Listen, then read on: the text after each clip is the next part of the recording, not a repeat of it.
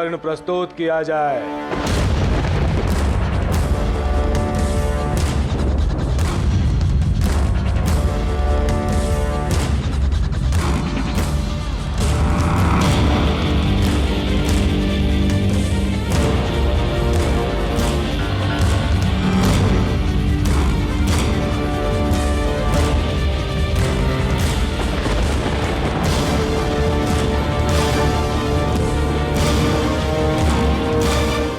ये हंस इतने सारे स्वर्ण कहाँ से लेकर आया होगा? पता नहीं, ना जाने कितने राज्यों को लूटा होगा इसने। राधा, तुम तुला के एक पलड़े पे बैठो, मैं दूसरे पलड़े पे स्वर्ण रखकर तुम्हारा तुलादान करूंगा। ठीक है।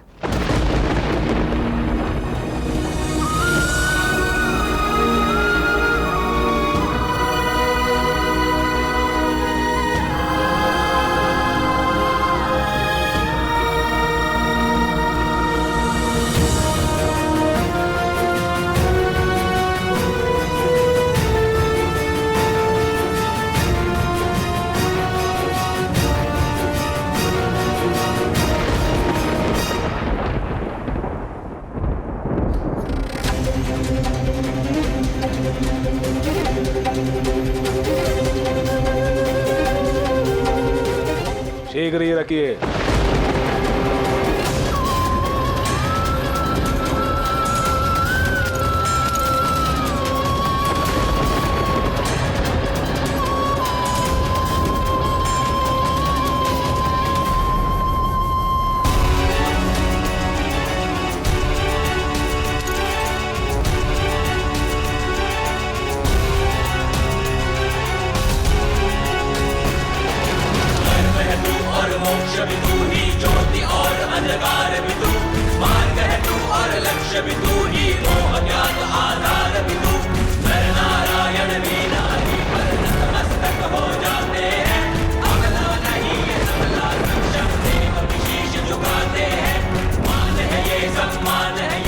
ये कैसे संभव है?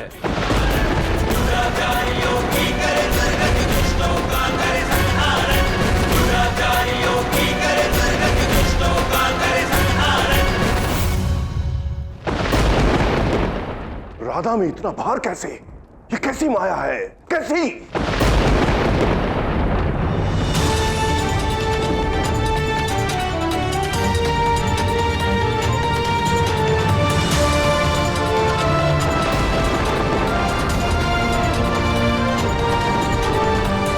कुछ समझ रहे हो साम? हाँ ताऊश्री, कुछ कुछ तो समझ में आ रहा है कि श्री राधा की रणनीति है क्या।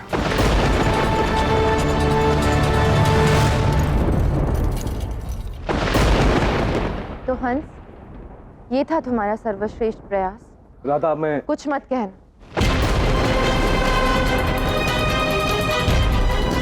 तुम्हें एक अवसर चाहिए था, मैंने 2 अवसर दिए, किंतु तुमने तो कहा कि तुम्हारे लिए एक ही अवसर पर्याप्त है, किंतु उसमें भी तुम्हारा प्रयास असफल रहा। तो अब क्योंकि तुम शर्त पूरी नहीं कर पाए, तुम्हें अपनी पराजय स्वीकारनी होगी। ये विवाह नहीं होगा। हंस के लिए हार केवल विजय की जयमाला है, पराजय नहीं। जिसके शीश पे महादेव का हाथ हो, उसे किसी का बल हरा भी नहीं सकता। इसमें अवश्य कोई माया जाल बिछाया गया है। अद्भुत। यदि जीत जाओ तो स्वयं को सबसे बड़ा बलवान समझो, और यदि हार जाओ तो तुमसे बड़ा बेचारा कोई नहीं, जिसके साथ छल हुआ है। ना मैं परास्त हुआ हूँ, ना कभी हो सकता हूँ। अवश्य मेरे साथ किसी प्रकार का छल हुआ है। कोई छल नहीं हुआ है यहाँ। प्रत्येक हारने वाले व्यक्ति को यही लगता है कि उसके साथ छल हुआ है, पर सांच को आंच नहीं होती है। सत्य इस दरबार में सभी ने अपनी अपनी आंखों से देखा है। राधा, तुमने मुझे 2 अवसर प्रदान किए थे। हाँ ना समझने में कहा गया कि एक ही पर्याप्त है, परंतु मैं अब दूसरा अवसर लेने के लिए सज्ज हूँ।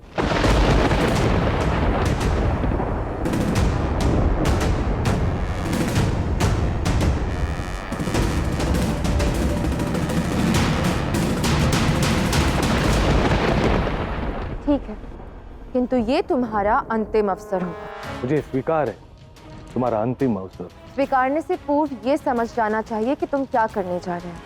मुझे ज्ञात है राधा। तो मेरी एक बात को गांठ बांध दो हंस, यदि तुम असफल रहे तो अपने सभी लोगों को लेकर तुम्हें द्वारका को छोड़कर जाना होगा और वचन देना होगा कि पुनः कभी लौट कर नहीं आओगे।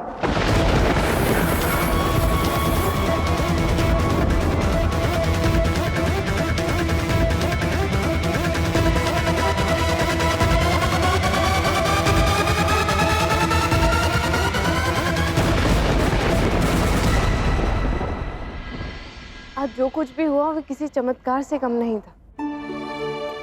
पर समझ नहीं आ रहा ये सब हुआ कैसे।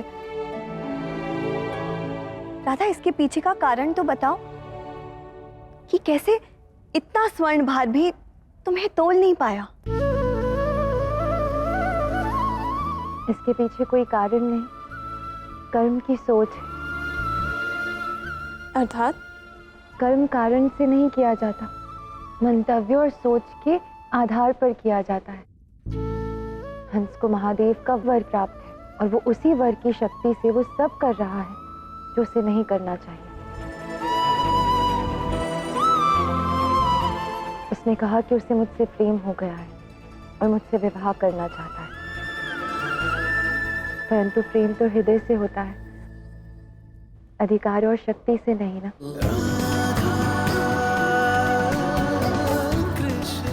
ये बात हंस समझ नहीं पाया। जो किसी को पीड़ा देकर बिना किसी की सहमति से कार्य किया जाए वो प्रेम है ही नहीं। बस यही बात हंस समझने में असफल रहा।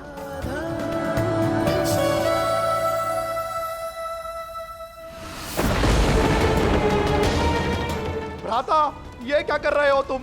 महादेव का आह्वान कर रहा हूं। महादेव, यदि मैं आपका सच में भक्त हूं, आपके दिए वरों के योग्य हूं, तो पधारिए महादेव और मुझे मार्गदर्शन दे। ओम नमः शिवाय।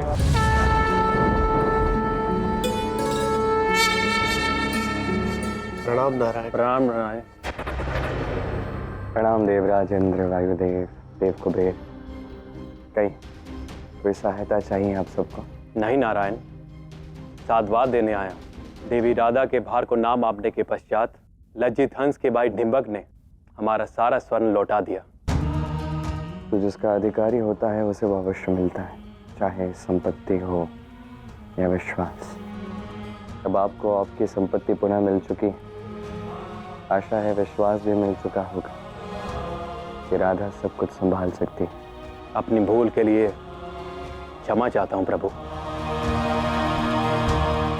क्षमा तो मैं आपसे चाहता हूँ कि मैं आपकी कोई सहायता नहीं कर पाया। मैं करना चाहता था किंतु मेरे भी अपने कारण थे। यदि मैं आपकी सहायता करता तो ऐसा लगता कि मैं राधा पर विश्वास नहीं करता। ये जो शांति स्थापित हुई है उसे बनाए रखने के लिए हंस का हमें कुछ करना पड़ेगा। हंस एक बार पुनः महादेव का आवाहन कर रहा है। यदि उसने फिर से वरदान मांग लिया तो अनर्थ हो जाएगा। कुछ करना होगा आपको द्वारकाधीश। ओम नमः शिवाय। ओम नमः शिवाय। हंस, अपनी आंखें खोलो बस।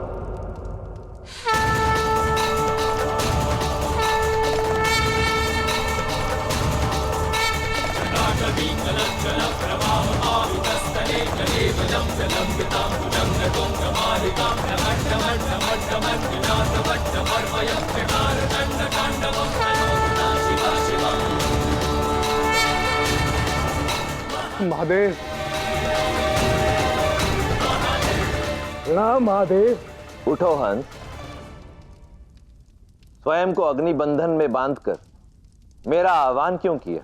ये अग्नि जो मेरे शरीर के चारों ओर जल रही है, इससे भयंकर कष्टदायी अग्नि मेरे हृदय में जल रही है और मुझे जला रही है।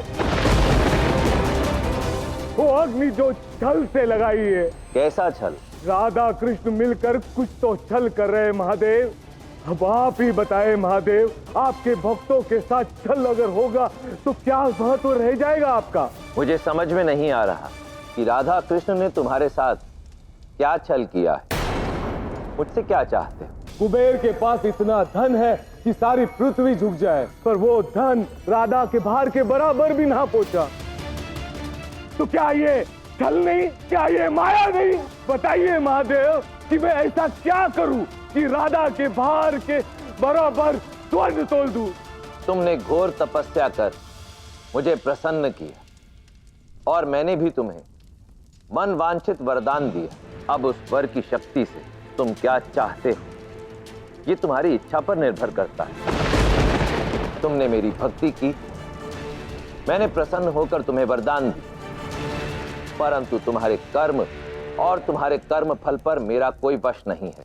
परंतु हाँ, तुमने मेरी घोर तपस्या की है, इसलिए एक सुझाव अवश्य दूंगा कि यदि शक्ति मिली है तो बुद्धि विवेक से ही उसका उपयोग करो, अन्यथा शक्तिहीन होने में एक क्षण भी नहीं लगेगा। धन्यवाद महादेव, आपने इसे समझाया।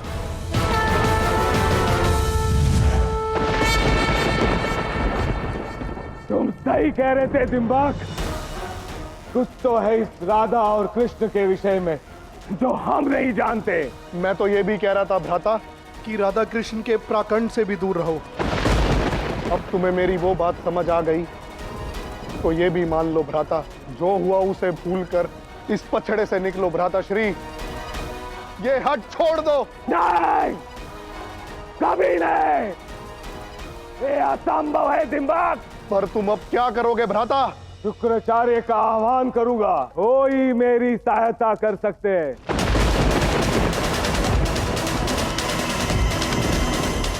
आचार्य शुक्राचार्य प्रकट हो, असुरों को आपकी सहायता की आवश्यकता है। शुक्राचार्य आएंगे तो समस्या सुलझेगी नहीं और बढ़ेगी। ओम शुक्राचार्य नमः, ओम शुक्राचार्य नमः। आंखें खोलो हंस।